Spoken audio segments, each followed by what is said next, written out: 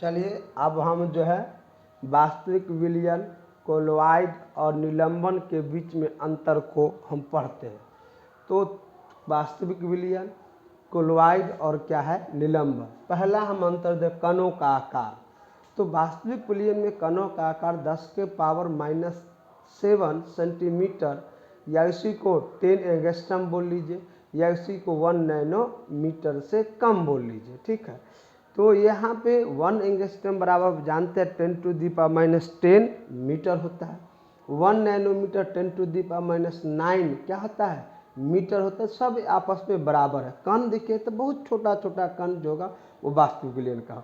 Colloid का कण का आकार जो होगा 10⁻⁷ से 10⁻⁵ सेंटीमीटर के बीच में होगा और कण का आकार देखिए बीच में आ रहा है। उसके बाद निलंबन, निलंबन में कणों का आकार 10⁻⁵ सेंटीमीटर बोल लीजिए या उसी को 10⁻³ एंगस्ट्रम से ज़्यादा, मतलब 10⁻⁵ सेंटीमीटर से भी ज़्यादा हो सकता है। उसी को बोल सकते हैं 10⁻³ एंगस्ट्रम से ज़्यादा बोल सकते हैं। कणों का आकार देखिए सबसे बड़ा कण जो है निलंबन में है, सबके छोटा कण क्या है वास्तविक विलयन में है। दोनों के बीच में कणों का आकार किस में है कोलॉइड में है। चलिए आगे है दृष्टता, दिखाई देने का। तो इसमें वास्तविक विलयन में कुछ आपको कण उन आपको दिखाई उखाई नहीं देगा। कोलॉइड में अल्ट्रा माइक्रोस्कोप का जब यूज कीजिएगा तब आपको कण आप दिखाई देगा और निलंबन में तो नग्न आँखों, खुले आँखों द्वारा आप कण को आसानी से देख सकते हैं। वह किस में मिलेगा आपको निलंबन में मिलेगा। पृथक्करण, मतलब पृथक्करण अंग्रेजी में सेपरेशन, अलग अलग करना। ये विलयन को अलग अलग कर पाना संभव नहीं है, मतलब कोलॉइड को अलग नहीं किया जा सकता है, जबकि निलंबन को हम अलग अलग आसानी से सिंपल साधारण विधि द्वारा अलग कर सकते हैं। अगला है विसरण, घुलने की। यह तेजी के साथ विसरण क्रिया करता है। कोलॉइड जो है धीमी गति के विसरण करता है और जबकि निलंबन जो है विसरण संभव नहीं है। निलंबन में विसरण होने की गुण पाया नहीं जाता है। प्रकृति, ये वास्तविक विलयन समांगी होता है, कोलॉइड भी समांगी होता है और निलंबन भी समांगी होता है। अगला है टिंडल प्रभाव और ब्राउनियन मूवमेंट। आगे हम टिंडल प्रभाव और ब्राउनियन मूवमेंट का बात हम आपको पढ़ाएंगे और बताएंगे।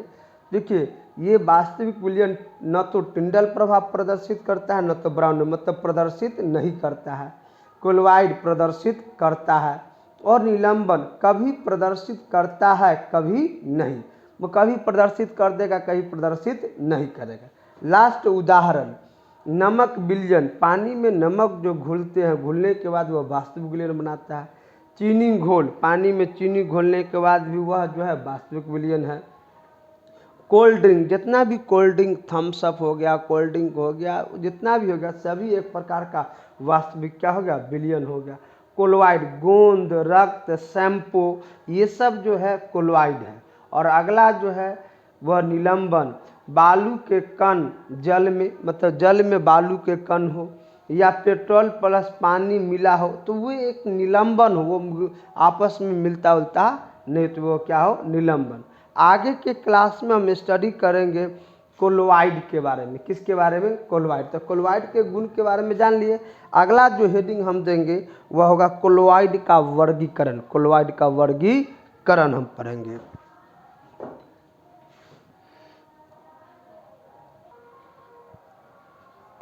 चलिए स्टूडेंट्स आगे हम जो हैं कोलॉइड का वर्गीकरण पढ़ रहे हैं। तो कोलॉइड को निम्न मापदंडों के आधार पर वर्गीकृत किया जा सकता है। परिक्षिप्त प्रवस्था एवं परिक्षेपण माध्यम की भौतिक अवस्था के आधार पर भी वर्गीकरण किया जा सकता है। नंबर 2 है प्रक्षिप्त प्रवस्था एवं परिक्षेपण माध्यम के मध्य अन्योन्य क्रिया की प्रकृति के आधार पर। और नंबर 3 प्रक्षिप्त प्रवस्था की भौतिक अवस्था के आधार पर। तो 3 मापदंडों के आधार पर हम कोलॉइड का वर्गीकरण कर सकते हैं। सबसे पहला हम पढ़ेंगे कोलॉइडों का वर्गीकरण प्रक्षिप्त प्रवस्था एवं परिक्षेपण माध्यम की भौतिक अवस्था के आधार पर। अब यहाँ पे दो टर्म है, परिक्षिप्त प्रवस्था और एक है परिक्षेपण माध्यम। क्या है पहले समझिए। अगर क्लास चल रहा होता आप लोग, तो आप लोग सामने बैठे होते, हम आप लोग को पढ़ाते, तो मेरे बातों में आप लोग घुल मिल जाते, हम जो बोलते वो आप लोग सुनते समझते। तो माध्यम प्रोवाइड करने का काम हम कर रहे हैं और घुल मिल रहे हैं आप। तो जो माध्यम देता है उसको बोलते हैं परिक्षेपण माध्यम। तो हम हो गए परिक्षेपण माध्यम हो गया, जबकि आप लोग घुले मिले तो उसको बोलते हैं परिक्षिप्त प्रवस्था। जैसे आप जो है मानिए कि जल में जो है कोई चीज़ डाल रहे हैं, तो जल हो गया, एक हो गया माध्यम। कौन माध्यम? परिक्षेपण माध्यम हो गया। जो कण उसमें घुल रहा है, मिल रहा है, उस कण को हम बोलेंगे प्रक्षिप्त प्रावस्था। क्या बोले? प्रक्षिप्त प्रावस्था। तो घुलाने वाले को परिक्षेपण माध्यम और घुलने वाले को हम क्या कहेंगे? परिक्षिप्त प्रावस्था शब्द हम देंगे। आगे का टॉपिक इसी का जो है हम भाग स्टडी करेंगे। चलिए स्टूडेंट्स, अब हम लोग जो है कोलॉइड के वर्गीकरण का हम अध्ययन कर रहे हैं। तो कोलॉइड का नाम प्रक्षिप्त प्रावस्था, परिक्षेपण माध्यम और उधर क्या है उदाहरण। मतलब कोलॉइड का वर्गीकरण जो हम स्टार्ट किए थे परिक्षिप्त प्रावस्था और परिक्षेपण माध्यम के भौतिक अवस्था के आधार पर, उसको जो है 8 वर्गों में बांटा गया है। नंबर 1 है फोम। फोम कोलॉइड का नाम है।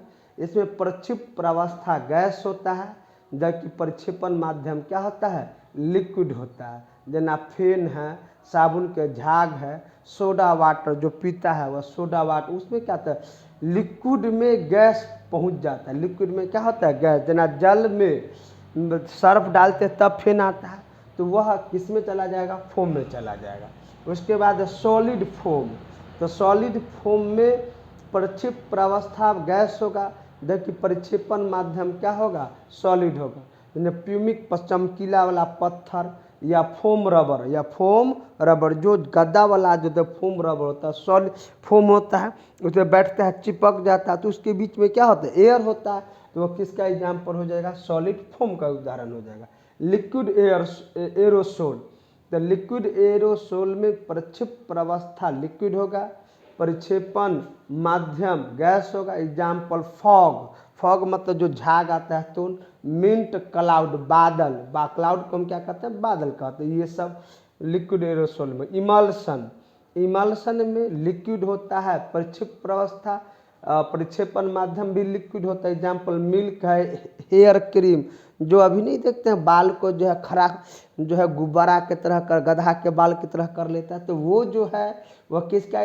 जो हेयर क्रीम जो है वह इमल्सन का क्या है? एग्जाम्पल है। जेल जो है वह जेल में परिक्षिप्त प्रावस्था लिक्विड होता है, परिक्षेपण माध्यम सॉलिड होता है। एग्जाम्पल बटर है, चीज है, कर्ड है, जेलीज है। ये सब जेली जो ब्रेड पे लगा के खाते हैं उसको जेलीज कहते हैं। ये सब है। उसके बाद स्मोक धुआं एरोसोल है। इसमें सॉलिड जो परिक्षिप्त प्रावस्था सॉलिड होता है, और उस वह कहाँ पर होता है? गैस में। मतलब गैस में सॉलिड के कण चले जाते हैं। डस्ट हो गया, सूट इन एयर हो गया, ये सब हो गया। सोल। अगला जो है सोल, SOL सोल, जिसको हम लिक्विड सोल जो है सोल है, इसमें लिक्विड ब्रैकेट में 10 लिक्विड इसको भी फॉर्म होता है। सॉलिड है, और सॉलिड की जो है किस में प्रेजेंट है? लिक्विड में प्रेजेंट है। इंक है, पेंट है, सेल फ्लूइड है। हम लोग का इंक जो लिखते हैं ये लिक्विड है, और उस लिक्विड में क्या है? सॉलिड के पार्टिकल है, यही कारण यह लिखाता है। अगला है सॉलिड सोल। तो ये लिक्विड सोल है, ये क्या है? सॉलिड सोल है। तो सॉलिड में सॉलिड होगा, तो रूबी ग्लास होगा, एलॉय मिश्र धातु। एक धातु को दूसरे धातु के साथ मिलाते हैं तब जाके मिश्र धातु बनता है, जिसको एलॉय कहते हैं। स्टोन पत्थर, ये सब जो है सॉलिड सोल का क्या है? उदाहरण है। आगे जो हम एक नोट लिखेंगे, तो अगले क्लास में हम नोट से आप लोग का क्लास चालू करेंगे। अगर नोट लिखना चाहेगा तो लिख लीजिए, में कोई दिक्कत नहीं है। गैस एक दूसरे में घुलनशील होता है। तथा समांगी विलयन